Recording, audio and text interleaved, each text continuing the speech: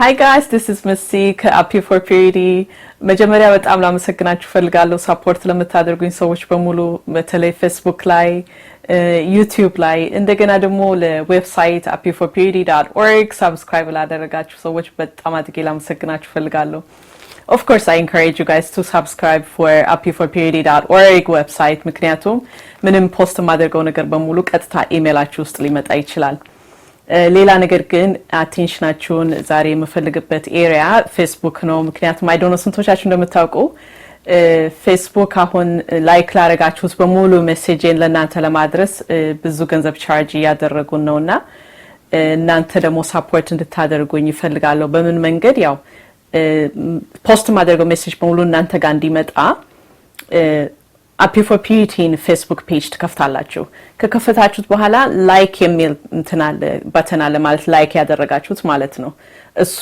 ያው ላይክ ስላደረጋችሁት ላይክ ይላል እሱን ኪ ክሊክ ስታደርጉት get notification እና see first የሚል አለ ከምርጫ ውስጥ እነዛን ሁለቱን ከመረጣችሁ እኔ ፖስት ባደረኩ ቁጥር እናንተ ጋር ሜሴጅ ቀጥታ ይመጣል ማለት Facebook ኒውስ ፊዳችሁ ላይ ይመጣል ካለዛ ግን ከ2% በታች ላይክ ያደረገው ሰው ብቻ ነው ሜሴጅን የሚያየው በቅርቡ እንደተረዳሁት ካለዛ ብዙ ገንዘብ መክፈል አለብኝ ለሁላችሁም ለማድረስ መልእክቱንና በዛ መንገድ ሰፖርት ታደርጉኝ ትችላላችሁ ኦፍ ኮርስ ደግሞ ሰብስክራይብ ያላደረጋችሁ ዩቲዩብ ላይ ሰብስክራይብ እንድታደርጉ ኢንካሬጅ አደርጋችኋለሁ እዛ ላይ ዩቲዩብ አፕሎድ ባደረኩ ቁጥር ያው you will be the first one to see it እንደገና ደግሞ ለኔም ትልቅ ሰፖርት ነው የእናንተ ሰብስክራይብ ማድረግ ዩቲዩብ ላይ ሌላ ደግሞ ኢዚ ዌይ ያው ዌብሳይታችን ላይ ነው api4purity.org ላይ ሰብስክራይብ ታደርጉ በኢሜይላችሁ ይመጣል ዛሬ አንድ ነገር ላቀርብ ነው የመጣሁት አንድ በጣም ኢምፖርታንት በየሄድኩበት ከተማ ሀገር በሙሉ መጠየቀው በተለይ ለቲኔጀርስ ለያንግ አዳልትስ ሴሚናር ከሰጠ በኋላ የምጠየቀው frequently በጽሁፍም ሆነ በተለያየ መንገድ የምጠየቀው ጥያቄ እሱ ምንድነው is kissing okay before marriage የሚል ጥያቄ ነው ጥያቄው ቀጥተኛ መልሱ kissing before marriage is not okay ይሄ ቀላል ነገር ነው በያምናለሁኝ ማለት ትክክል ይሁን አይሁን የሚለውን ለማወቅ ማለት ነው ግን ደግሞ እኔም በልጅነቴ ያለሁኝ አንገ ትክክል አይደለም ትክክል ነው የሚለው ነገር ብዙ ጊዜ መቀበል ይከብደኝ ነበር ምክንያቱም ኤክስፕላኔሽን ከሌለው የሰው ምርጫ ይመስላል የሰው አስተሳሰብ ይመስላል ማለት የሰው ኦፒኒየን እና ያንን ደግሞ ዲቴል ማወቅ ጥሩ ነው ለኛ መልካም የሆነውን ነገር እንድንመርጥ አንደኛ ነገር ኪሲንግ መጽሐፍ ቅዱስ ላይ ከትዳር ውጪ የተነገረ ነገር የለም እንደዚህ ስል ብዙ ጊዜ ሰዎች ኪሲንግ ደግሞ መጽሐፍ ቅዱስ ላይ ተጽፏል እንዴ ይላሉ አዎ ተጽፏል በጣም ቆንጆ ሆኖ ያው መሐሌ ላይ በጣም ጥሩ በሆነ መንገድ ተጽፏል ግን ስለ ኪሲንግ ሲናገር በትዳር ውስጥ ነው የተነገረውና ከትዳር ውጪ ኪሲንግ የለም ብዙ ጊዜ ደግሞ በጽሁፎቼ ላይ እንደምገልጸው ኪሲንግ እኔ በግሌ ዲፋይን ማደርገው ሚኒ ሴክስ ብዬ ነው ዲፋይን ማደርገው because it is mini sex kissing ራሱ የሴክስ ፓርት ነው የሴክስ አንደኛው ክፍል ነው በሌላው መንገድ ደግሞ ማየው እንዴት ነው በሳይንሱም ስናየው የሴክስ ራሱ ማለት ኪሲንግ ራሱ ሰውነትን ለሴክስ ያዘጋጃል ለምሳሌ ወንድና ሴት ሲሳሳሙ በከንፈሮቻቸው ላይ ያሉ ነርቮች የሚልኩት ሜሴጅ ለአይምሮ ሴክስ ሊመጣ ነውና ሰውነትን ለሴክስ አዘጋጅ የሚል ነው ማንንም ሰው ሲሳሳም ሌላ ነገር ማሰብ አይችልም ምክንያቱም እግዚአብሔር እንደሱ አልሰራንም ምናስበው ስለ ሴክስ ብቻ ነው ስለዚህ ከትዳር በፊት ሰው ራሱን ለዛ ማጋለጥ ስለሌለበት ራሱን ለዛ መስጠት ስለሌለበት ወደዛ የሚገፋውን ነገር ወደምን ሴክስ ወደ ሴክስ ከትዳር በፊት ማድረግ ቦታ እንዳይገፋው ራሱ መጠበቅ አለበት ስለዚህ ለመጠበቅ ሴክስን ኪሲንግን አቮይድ ባደረገው ቁጥር ለዛ ፈተና መጋለጥን አቮይድ ማድረግ ይችላል ስለዚህ እነዚህ ነርቮች ቅድም እንደነገርኳችሁ የሴክሹዋል ሆርሞኖች በሰውነት በነዛ ወንድና ሴት መካከል በሰውነታቸው እንዲለቀቅ ያደርጋል እነዚህ ሴክስ ሆርሞኖች ደግሞ በሰውነት ውስጥ ከተለቀቁ በኋላ ሰውነት ሴክሹዋል ሪሊዝ እንዲያገኝ በጣም ይገፋሉ ስለዚህ ብዙ ጊዜ born again Christians እኔ ሴክስ አላደርግም ከትዳር በፊት ሴክስ ትክክል አይደለም ብለው ግን ኪሲንግን ፕራክቲስ የሚያደርጉ ብዙ ጊዜ በማስተርቤሽን ኤንጌጅ ያደርጋሉ ወይም ደግሞ ፖርን በማየት ወይም ደግሞ አንዳንዶች ኮመንሊ የምሰማው ደግሞ ቤታቸው ከገቡ ከተኙ በኋላ ህልማቸው በሙሉ ፖርኖግራፊክ ይሆናል። በቃ ሴክስ የተሞላበት ህልም ይሆናል። ያ ምንድነው? በሰውነታቸው የተለቀቀው ሆርሞን ሪዛልት ነው። ስለዚህ እነዚህ ነገሮች መሸሽ መልካም ነው።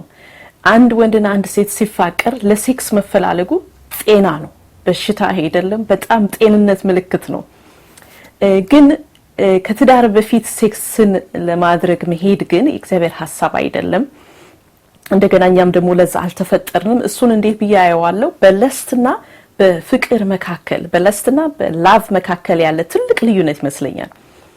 ለስት ምንድነው? ይሄ እግዚአብሔር ሐሳብ ያልሆነው የኛ ያልሆነውን ነገር ለማግኘት መፈለግ ማለት ነው ለስት ባጭሩ ትርጉሙ። ስለዚህ ነገ ሊያገባት ያለችውን ሴት በቃ እኔ ወድጃታለሁ ከሷ በኋላ ሌላ ሴት አልፈልግም ብሎ ዛሬ እሷን ወደ አልጋ ይዞ መሄድ ኃጢአት ነው። ኦፍ ኮርስ ግን እሷን መፈለጉ ለስት ነው። መፈለጉ ግን አይ እኔ እጠብቃለሁ ሚስቴ እስክትሆን፣ ዛሬ ሚስቴ አይደለችም፣ ዛሬ ጭኛዬ ናት፣ ዛሬ ቃል ኪዳን ተለዋውጠን ይሆናል፣ በቃ እኔ ካንቺ ጋር አንተ ከኔ ጋር ተባብለን ይሆናል፣ ነገ ነው የምንጋባው፣ ነገ ነው በህዝብና በእግዚአብሔር ፊት ቃል ኪዳናችን የምንለዋወጠው፣ ዛሬ ግን አልነካትም ብሎ የሚጠብቅ ግን እውነተኛ ፍቅር ይባላል። አይ ግድ የለም ነገ መጋባታችን አይቀርም ዛሬ ይሁን፣ ለስት ነው። ለስት ማለት ለኛ ያልሆነ ለኛ ያልተገባ ነው ነገር መውሰድ ማለት ነው፣ መስረቅ ማለት ነው። ለስት ደግሞ የእግዚአብሔር ቃል እንደሚናገረው ማቴዎስ 5:27-28 ላይ ሴትን አይቶ የተመኘ ይላል ጌታ ኢየሱስ።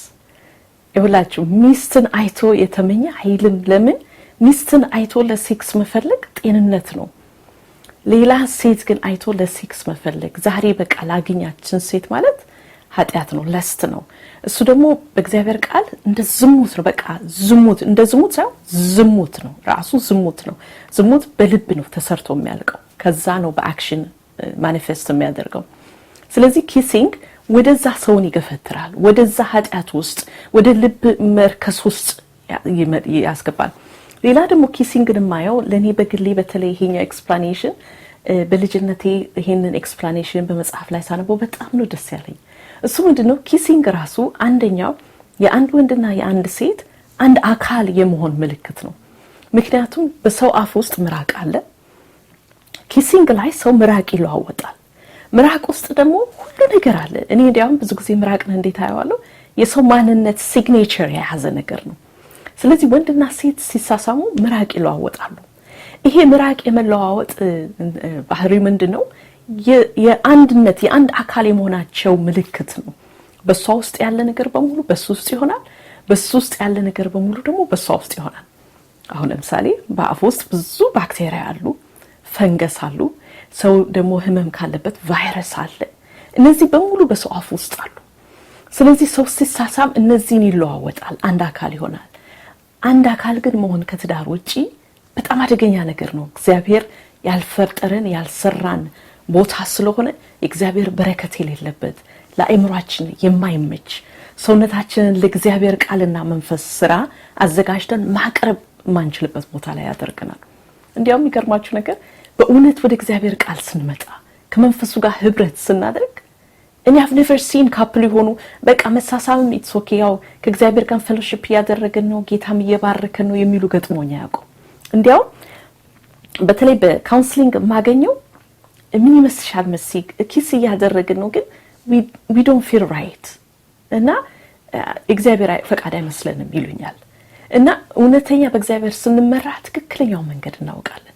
ኪሲንግ ደግሞ ለትዳር ሴቭ ማድረግ በጣም ኢምፖርታንት ነገር ነው። ሁሉ ነገር ውብ ያደርገዋል።